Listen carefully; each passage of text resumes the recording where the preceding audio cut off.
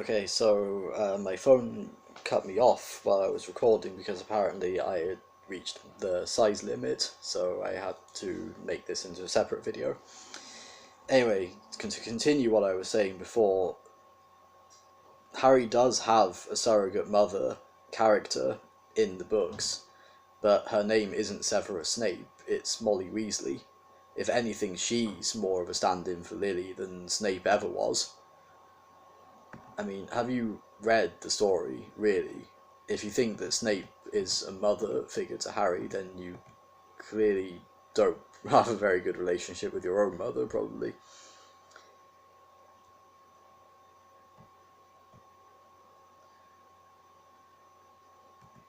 Yeah, there are no other notable textual examples to support the trans theory. Small things like during a flashback in the Deathly Hallows when the child Snape is seen wearing his mother Eileen's blouse. Yeah, okay. Children wearing their parents' clothes is not entirely uncommon, really. And some children do wear their mother's clothes, not because they identify as female, some male children, I mean, not because they identify as female, just because they want to play as being grown up. That's just something kids do. I mean, it doesn't have anything to do with their gender identity. It's just them pretending to be grown up, so they can easily just wear their father's clothes as well as their mother's. Just because child Snape, wore his mother's clothes one time, does not make him transgender. They also point out the whole Half-Blood Prince thing, where Harry and Hermione examine Snape's handwriting in an old copy of Advanced Potion Making, not knowing who the self-appointed Half-Blood Prince who had written in the margins of the book is. It turns out to be Snape, and the Prince moniker is a reference to his mother's maiden name.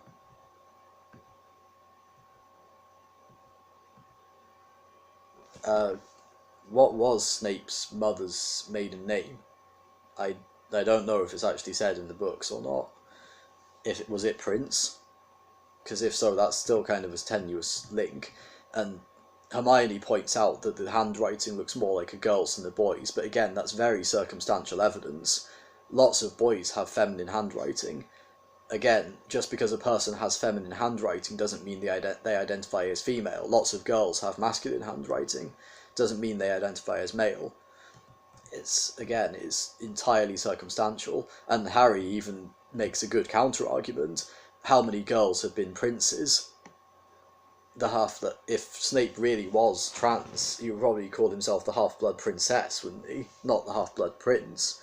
Maybe it is a reference to Snape's mother's maiden name, but again, this is all incredibly circumstantial evidence.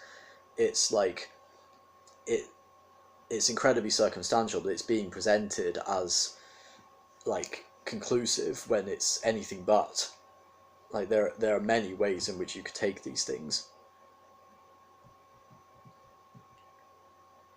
And they talk about Snape being an outcast amongst the others, Lupin, Pettigrew, Sirius Black, and James Potter. Yeah, because he was a weirdo who was into potions and was socially awkward, so he was bullied. That's a common thing at schools. Again, that doesn't indicate being trans. Just because, again, I'm saying this a lot, just because blah blah blah doesn't mean he was trans, because that's the main counter-argument that I can make to this text, because it's all circumstantial. It's all this stuff could possibly indicate that Snape is trans, so I'm going to latch on to that and say that this is conclusive proof that Snape is trans, when it really isn't. This could be conclusive proof that Snape is anything. It doesn't have to relate to gender identity. It's all circumstantial, and that's what's getting on my nerves about these kind of theories, is that they take circumstantial evidence and take things out of context and twist them to make it into this is conclusive proof that such and such a character is homosexual or transgender or whatever. It's not. It's game theory levels of twisting facts to make it fit your own personal worldview.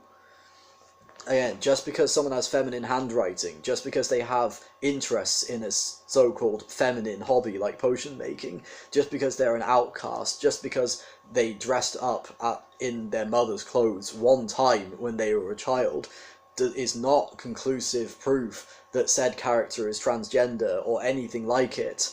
Snape never presents as feminine in the books. There are no hints whatever, apart from the many circumstantial ones that are talked about in this article, to point to Snape being transgender, even closeted trans.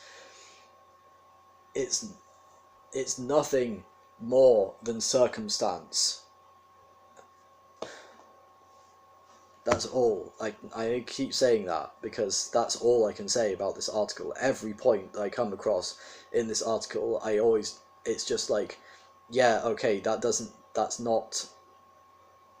mean that Snape is trans. Just because that happened, there are loads of other ways you could explain it.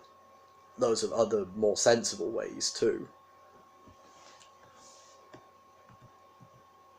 Again, they talk about Snape being Neville's boggart and Neville defeating the boggart by turning it into Snape wearing his grandmother's clothes.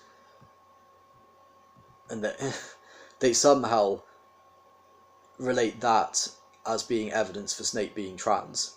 That was Neville trying to make the boggart look more humorous to him, because that's how you defeat boggarts. It's like Lupin's extremely personal mockery of the Snape boggart, which comes out of a closet, is a powerful example of the way in which Snape was shamed to being feminine. Again, firstly, circumstantial evidence. Secondly, you can be feminine without being transgender. Oh my god. I don't know what else to say about this.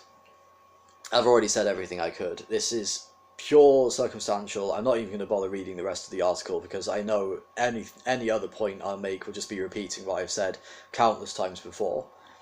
It's all circumstantial. There's nothing conclusive here. There is no real proof towards Snape being trans other than taking things way out of context or twisting facts to fit your own worldview.